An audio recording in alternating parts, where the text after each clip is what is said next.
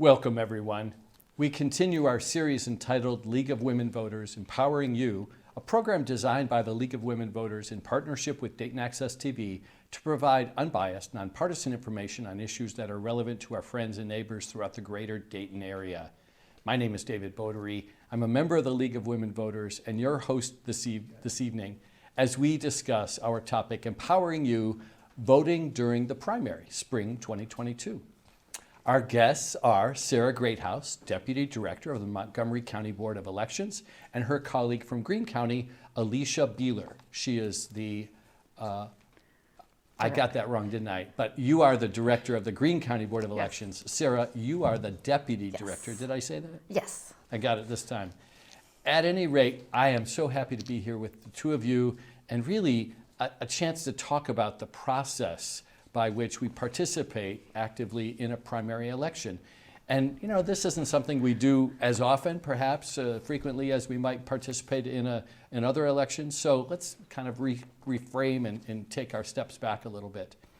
It's a great time to begin thinking about first being registered to vote. And while it's too late to be registered to vote for the primary, registering now allows a person to be registered for the fall election. So maybe could you help us get started by talking about how to become a registered voter? Absolutely. Becoming a registered voter in Ohio is quite simple. All you need to do is fill out a voter registration form. You can either do that online at voteohio.gov, or you can pick up a voter registration form at a library, a high school. You can print them off. You can come to my office in downtown Dayton at the Montgomery County Admin Building, or at Alisha's office over in Greene County. It's very simple. Any voter just needs to have that filled out 30 days prior to an election. Okay. You can fill one out today, and once this election is over, we will complete the paperwork and you'll be a registered voter for the next election. Perfect. So I can get that online. I could go to my local library. Could I go to the Department of Motor Vehicles to find one as well? Yes, you can. And if I get it there, can I just drop it off with them as well? Yes, you can. Oh, perfect. Yes. I need to know, though, where the Greene County Board of Elections building is, because that is not something I have an answer to. Right, so that's down in Xenia, and it's at 551 Ledbetter Road. Okay. It's the old strip mall, and we're actually right next door to the BMV. I was going to say, I think I used that Bureau of Motor Vehicles for my daughter's license. Yes. So I remember being in your parking lot. Yeah. That's perfect. It's a pretty exciting parking lot. So, all right, becoming a registered voter is the first step, and it's not hard. And as long as you're 18 or will be 18, right, by the time the election is going on, you can become a registered voter. That is right. Yeah, that is right. 17-year-olds can vote on candidates if they're going to be 18 by the general. Okay. They would not be able to vote on local options, levies, that type of thing. So in this election season, as long as I'm 18 by November 8th, I could vote in a primary, assuming I'm a registered voter. Yes, on the candidates. Wow. Yeah. Oh, that's cool. So, but that might mean that I couldn't vote on an issue or some local election kind of topic. That's exactly right. They're not able to vote on those levies or local options. But at least weighing in on, I want to see this candidate get the opportunity to win the primary would be the young person's opportunity. Absolutely, and then Perfect. They could vote for him in the general. Right. So, yeah. All right, so now we've registered to vote, and we will be thinking about sort of this process of participating in the primary. What are the ways that a person can vote in the current primary? That's right now ongoing, right? It is. So they can come in person and vote at early voting, and that's at your building, that's at our building. They can vote by mail by requesting an absentee ballot. Okay. Or they can vote on election day. So let's take a second to think about first the absentee. That gives us the most flexibility, right? Because then I request an absentee ballot and I can sit at my kitchen table and sort of fill that out, and then I put a stamp on it, I presume, and I can mail it back. Or you can drop it off at your local Board of Elections. You're right. So is there a drop box, or do I take it inside the building? You can do either. We have a drop box out front that's 24-hour monitored by a security camera, or you could bring it into the front desk. The most important thing about an absentee ballot is you don't want to take it to your local polling place on election day. Right. You can only return it to the Board of Elections either by mail or in person. Yeah. And in person, then, it would have to be returned prior to Election Day, if I understand correctly.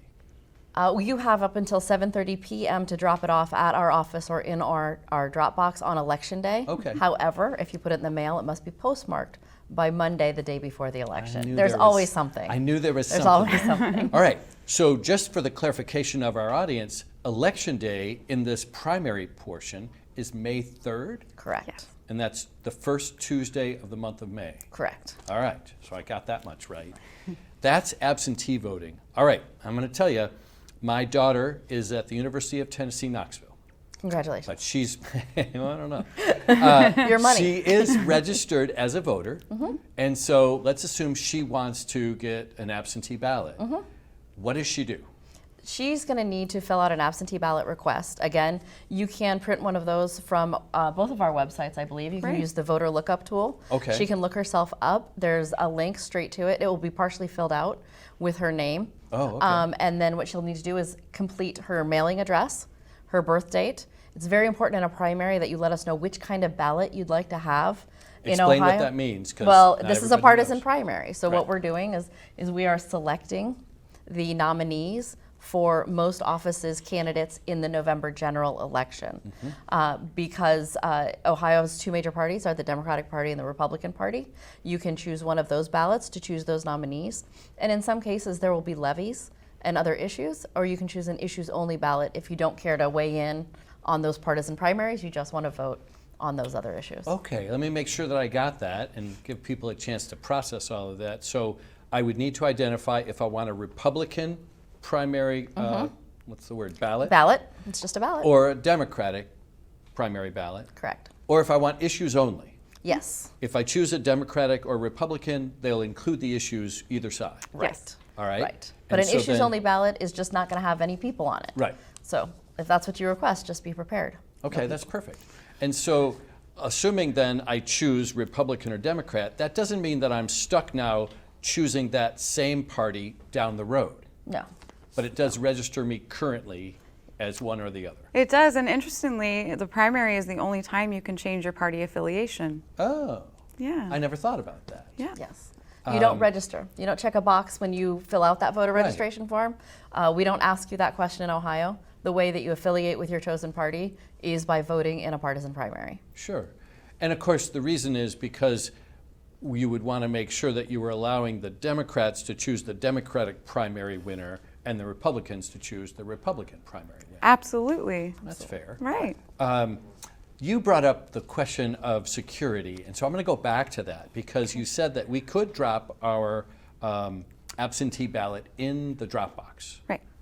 And then you said something about security. It's monitored. It is monitored So and recorded. Help people feel secure about what that means and why that's done and how it ensures the safety of that.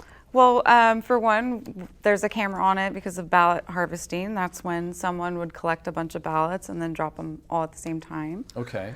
We would have video evidence and be able to prosecute. And we do take prosecution very seriously. We had the marijuana tax levy. We had to turn someone in who had forged a petition. Okay. So yeah, we take that very seriously.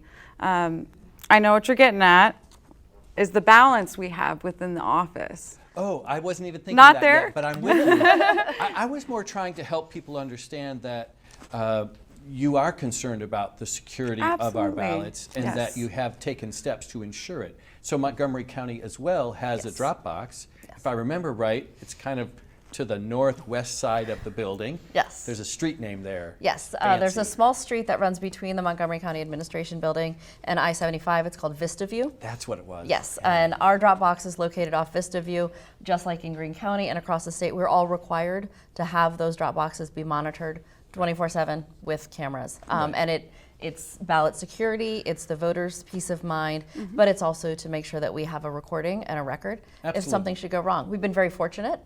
Nobody has bothered our boxes, and for the most part, we're very lucky that we've had very peaceful elections Absolutely. here. Yeah, so no problem. And so then I could also just walk inside the building and I could hand it to somebody and then they would make sure that it was secure as well. Absolutely. But that's where I think you're heading in that idea of balance Right. within the office of the Board of Elections. Tell me about how that works. So even when we go to check the ballot box, there's always going to be a Republican and a Democrat. Our office is split 4 and 4. Okay. Anytime there's a ballot involved, any type of poll pad, machine, there's always going to be a Democrat and a Republican present. We have keypads on the doors to get into the room, and we each have our own codes. And you need both codes in order to open the door. Absolutely. That's so important, and I don't think most people understand that. Right. Yes. And Greene County works that way, but so does Montgomery County. Yes. All of them. All of us. The Board of Elections is an actual board. It is made up of 2 members, 2 Democrats and 2 Republicans. The board hires the director and the deputy, Alisha and myself, by our respective boards. And then our staffs are all bipartisan teams. Yeah, absolutely. And across the state, again, we are all required when we're in a live election to have certain rooms and certain equipment under double lock and key. In some cases, that's a swipe pad. In some cases, it's a physical key or a keypad. There are a number We of have ways. keypads and keys. Yes. Yeah. Same. But in And each cameras. case, then, Yes. it would take one from each party who is responsible for whether it's the key or the keypad to ensure that both are present in the event that you're going into a room where ballots or Right. whatnot would be stored. Absolutely. So that's, I think, really important for people to understand. Sometimes I think we read the news and we hear about voter fraud, and there is this impression as if somehow it's, I don't know, more rampant than A thing? I know it. Well, yeah. than It's not really. It's not really. It's very rare. not. It's incredibly rare. And It is incredibly rare. And when we think about, as a nation, the millions of voters that are participating, and then we get onesie, twosie kinds of situations where somebody has voted in 2 states. And we've read about that here in the last month. I'm less worried about those kinds of things. So we've talked about absentee voters, which is essentially also kind of thought of as mail-in vote, right? Right. Same process. absentee by mail. Yep. But then there's early voting. Explain what early voting means. So we're open a month before, 28 days, around there, before the election. And people can come in, vote their ballot, and be done.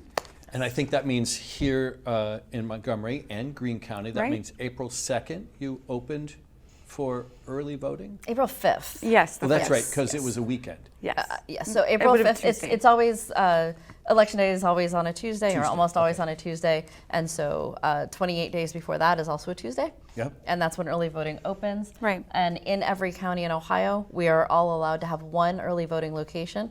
Most of us, as a matter of convenience and logistics, because Right. we can only be in so many places at once, use our own offices Right. for early voting. And that early voting is while the Board of Elections office is open? There are prescribed hours. Right. Tell me And- about that. Well, it's different for every election, depending what kind of election, whether it's an even year or an odd year. For Let's this, worry about this year. for this election, and Alicia, catch me if I get it wrong. Okay. We are open Monday through Friday, 8 a.m. to 5 p.m., and that's through the 22nd of Yes. April. Okay. Starting the Monday after, we'll be open 8 a.m. to 7 p.m. Okay, so a little extended hours the last week. Yes, the last full week, 8 a.m. to 7 p.m. Then we have weekend voting also. So we'll gonna have ask about that. we'll have on Saturday the 30th, 8 a.m. to 4 p.m. Okay. On Sunday, May 1st, 1 to 5 p.m. And on Monday, even the day right before the election, you can come to our offices 8 a.m. to 2 p.m. Good. All right, so I love it. We've got Perfect. Yay! Yay. I passed. We've got early voting, so that is during the week, during essentially business hours, but extended as we get closer. And then we've got weekend voting in that sort of last weekend before the actual May 3rd election day. And now we're on primary day, right? May Yes. 3rd. Tell me about what happens then. Well, it starts before that. Yeah, Do you it really want to talk about does. Yeah, you need to know about LNA, logistics and accuracy testing. Oh, please, tell me. So I don't know how many machines you have. We have over 600 machines that we use, and each one has to be tested with every single ballot. Wow. So we have a team of people. We bring in seasonals And they go through with our full-time staff and test every single machine with the ballots. All right. And so that means the ballots that are placed into the machine. It's just the whole system. The whole The process. whole process, everything from signing in a voter to making sure that every voter receives the proper ballot. And then we have they're called test decks, and it is a pre-marked set of ballots Okay. with an expected outcome. I gotcha. And we do all of this testing to make sure that every piece of equipment we send out on election day is functional and accurate. Okay, Right? I got Including poll pads where people are checked in. Okay. Yeah, so. Well, this sounds like it requires quite a bit of staff. Yes. I'm guessing then that means that the Board of Elections probably is in a position where you're going to need some staff. Generally speaking, Alisha mentioned we hire seasonal staff. All of us hire seasonal staff. They've got a full-time staff of 8. We have a full-time staff of 26. We all bring in seasonals to help with the extra work around election time. Right. Okay. Once all of that is tested and ready to go to the locations, we have 151 polling locations in Right. Montgomery County. You've got 46. yes, and Okay. so we hire a trucking company to physically move every single piece We of do. Oh, of equipment. course. Yes. Yes, Yeah. so for the 10 days prior to an election, we're also a trucking firm. Right. And so we get all of that equipment out to our locations. It goes out, it's secured, it's under lock and key, it's under seals. It's very Yes. secure while it's out in the field.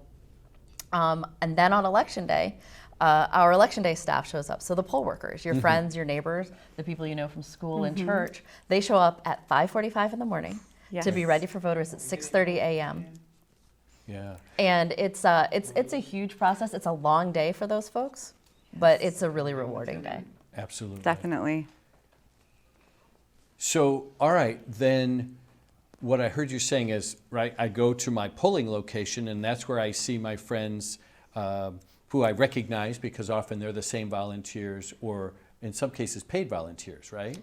We pay our poll workers, yeah. Yes. Up to $150 a day, depending on what they're doing. I'm wondering if a person heard that and they said, well, I would like to participate in that, how would they learn more to volunteer or to participate? So you can go on our websites or the Secretary of State's website and request information on becoming a poll worker. Okay. Now, we're already in the midst of training our poll workers. That's something we have to do as well.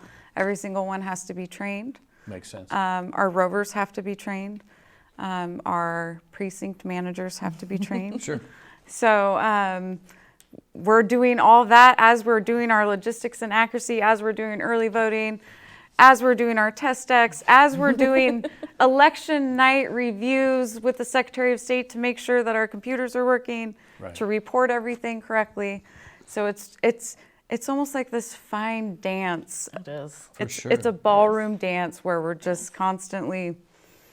And the But- two of you choose to do this, like, of your own volition.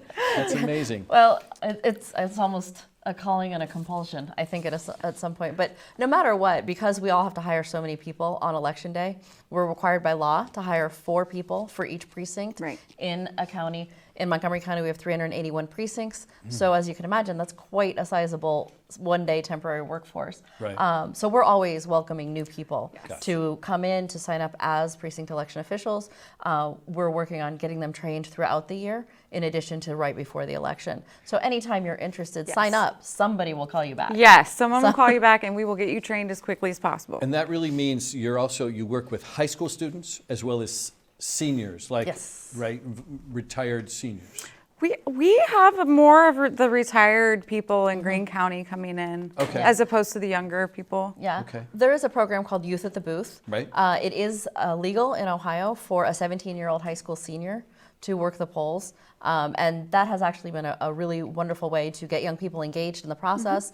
We create lifelong voters. Right. It's also nice to have some technology natives Sure. on the ground. Yeah. It's challenging though, since government is now taught to juniors. Recruiting is always a challenge, but we love to bring younger folks into this process. And a lot of people that work at our boards actually started out as poll workers. So then, what if a person has a question about either voting locations, or perhaps they're looking at their ballot and it wasn't what they expected, or they have a question or concern, or even they're worried about their own eligibility? What do they do? who do they call? So they would call the Board of Elections, either one of us, So or the Greene other County 86. BOE. Is there a web address? There is. It's greenecounty.gov/ oh gosh, I just messed that up. Well, let's get Well, started. Just Google Greene County Board of Elections. It'll come up. Okay. Yeah. That's good. Yeah. In Montgomery County, it'd be the same. If we Google Montgomery County Board of Elections, Just be sure you get Ohio. Montgomery County, Ohio. Yeah. Yes, There's one in Ohio. every state. Yes. But on our websites, there's a voter lookup. So if you look yourself up online, Mm-hmm. again, the voter lookup tool, it's fantastic. You put in your last name, you put in your first name, and we'll Yes. pull up your voter record. Okay. It will show your polling location for Election Day. And then there's also a series of links. You can get linked directly to one of those pre-filled out absentee ballot applications. Okay. You can look at your sample ballot so you know what's going to be there Yes. for you Super on helpful. Election Day. It'll also have your polling location for Okay. Election Day. You And can sign I- up to be a poll worker at that same Oh, at that same that's place. super helpful. Absolutely. So I have used Vote for, is that right? Vote 411 or 411.org? Which is it? Yes, that is a nonprofit organization. It's separate from our websites. Our websites are going to end in a .gov. That's how Yes. you know you're getting good information. Gotcha. Is when it's coming from .gov. Though we do have a lot of really wonderful partner organizations out there. I'm also a big fan of Ballotpedia. Okay, It's a great one Yeah, for it is. information for voters. perfect. Well, that's wonderful. All right, I've asked about my college student, but you said something about harvesting ballots. Are you suggesting that I shouldn't go to my grandmother's nursing home and collect everybody's absentee ballot? You should not, and I'll I tell you won't, why. I promise. We actually have staff that go out to the nursing homes and bring ballots so that people can vote. Yes. Yes. Okay, And the only person who can return a ballot to the Board of Elections on behalf of somebody who's voting absentee, it's laid out in the law. It's got to be a family member. okay, so I could do it for my wife. We live in the same home. Yes. I could do that. Yes. You could do it for your grandmother. Yes, you could. But you couldn't do it for a roommate. I got it. And I kind of am joking a little bit about that, and yet I think people are worried about these Yes. things. And so if the nursing home is concerned, they should call the Board of Elections and say, Absolutely. hey, we've got people that are interested in voting. Will you make sure that they're sending somebody out to help collect these? Absolutely, That's yeah. amazing. I did not know that. We send out a bipartisan team. We send out a bipartisan Of course team you as well. do, because you do The, everything the in They have pairs. the ballot, so they have to be together. Yes. Okay, no, Yep. that makes sense to me. That's actually really helpful. All right, so we live in a democracy that's messy and challenging. At times it's polarized. Our democracy requires us to be engaged and active, not passive bystanders. So it really starts by becoming a registered voter, and then obviously continues as we educate ourselves to vote, and then obviously relies on our active participation in the primaries as well as in later the elections themselves. Tons of work needs to be done as we continue to actively work to create a more perfect union, but I really appreciate your explanation and your efforts. I'm wondering, is there anything else you want to leave us with as we contemplate the primaries? So one of the things I like to tell people is that if you're uncomfortable voting on a machine, you can request a paper ballot. Okay, Yeah. that's helpful. Absolutely. I think the most important thing to remember about all elections and our elections teams is we're all just people. We're not a blind and unknown government agency. Yes. We're your friends, we're your neighbors, we're the people you see at church and at school. And elections aren't a mystery. You have a question? Give us a call. We love to talk about elections. I know that to be the case. I've seen it already tonight. I'm going to try to take us in one other direction, and that is this idea of voter security and claims about voter fraud. Anything else you want people to understand about the security of our process or of Election Day or anything else? I would just say there is always a bipartisan team with anything that could affect an election. We have safe and secure elections here in Ohio, and if a mistake is made, it's not deliberate. It's because we're human and we make mistakes. Okay. Yeah. I think that's an incredibly good point, and that the most important thing that anybody can remember about elections in general is that you get out of it what you put into it, just like everything else. If you want to know more about election security, the absolute best way to learn is become a poll worker. get trained. Some of our biggest skeptics have become some of our biggest fans. Right. Because once they learn about the layers and layers of security, tabulation equipment, people love to talk about it, especially right now, the international situation being what it is. I can't tell you how impenetrable that system is. Right. It's an island in the Pacific. You can't get there from here. Well, and that's what became clear to me as I interacted with Frank LaRose last year, because I thought somehow we were going to send information through the internet to Columbus, for instance. And of course, then I realized, no, we would never do that. And so there is no way for a person to try to hack into the system because there is no hacking into anything to do. There's no internet, no. Yes. Right. Yeah. Yeah. So in the state of Ohio, we do not use the internet to transmit the voting results from one Board of Elections office to another, or from that Board of Elections office to the state. Well, it's complicated. I'm with It's you. complicated and secure, but one of the things that's great about it is every single election we have layers and layers, and one of the things that we do after every election now is we audit. So we have our equipment, we test our equipment before it goes out. Right. We know that it works well, but then after every election, we also conduct an audit. And what that audit tells us time after time is that the right person wins and that the system is functional. And that's what we're testing, that's what an audit is for, is to Right. say, did the right person win? Right. Yes, the right person won. Okay. If you want to know more about it, we actually do conduct ours on Facebook Live. So you can watch our audits. Wow. It's fascinating. Or if you're having trouble sleeping. Yeah. Well, thank you both so very much. I really appreciate it. And of course, you've illuminated things for me, and I hope for the audience as well. I've really enjoyed our conversation. The League of Women Voters encourages everyone to participate in the 2022 primary election and every election. If you have any further questions about this or upcoming programs, you can contact the League by emailing league@lwvdayton.org. That's league@lwvdayton.org, or call the office at 937-228-4041. Thank you for sharing your time, and thank the audience. Remember to participate actively in every election, because democracy is not a spectator sport.